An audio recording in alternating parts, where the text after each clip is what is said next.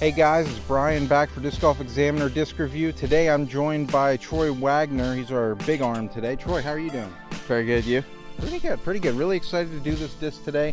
I'm also joined on my left-hand side by Jacob Johnston, a local amateur player who just beat me in intermediate by 1 stroke. So, you know, we got a little bit of competition going on, but how are you doing today? Awesome, I just beat you. Okay, all right. You don't have to rub it in, jeez. Well, today we're going to review the Discmania MD3, and this is with the metal flake plastic. You guys got to throw it a little bit. What's your overall opinion so far? I liked it. You know, throw it out flat. It'll glide for a bit, and then nice, dependable finish. Awesome. What did you think of it for your first throws? I thought that it was very straight, but with a dependable fade. Not too much disc for me, but it is an overstable mid-range. Fantastic. Well, hey, let's go to the profile and take it from there. The Metal Flake C-Line MD3, it's got a tiny bit of dome to it, but it still feels comfortable in the hand. Not too deep of a rim, but it does have a micro bead, it looks like, on it. When I threw the MD3 on a hyzer, it stayed on the hyzer the entire time with a nice dependable finish.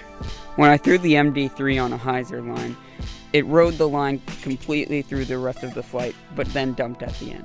When I threw the MD3 with a flat release, got a little more distance, still with a dependable finish to the left. When I threw the MD3 on a flat release, it stayed flat for most of the flight, but then dumped at the end.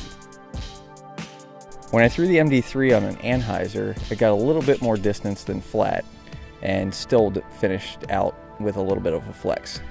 When I threw the MD3 with an anhyzer, it held the anhyzer for a good half the flight, but then finished hard at the end.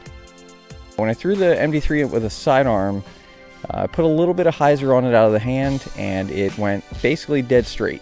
When I threw the MD3 on a sidearm, with my weak sidearm, it had a pretty overstable finish. All right, guys, and that's how we threw the MD3. Troy, overall, what do you think of the disc? I like it. I feel like anyone can use it. My backhand is not super strong, but you can get some distance on it. It's still going to finish. Once you beat it in, I feel like it could, you know, really gain some distance as well.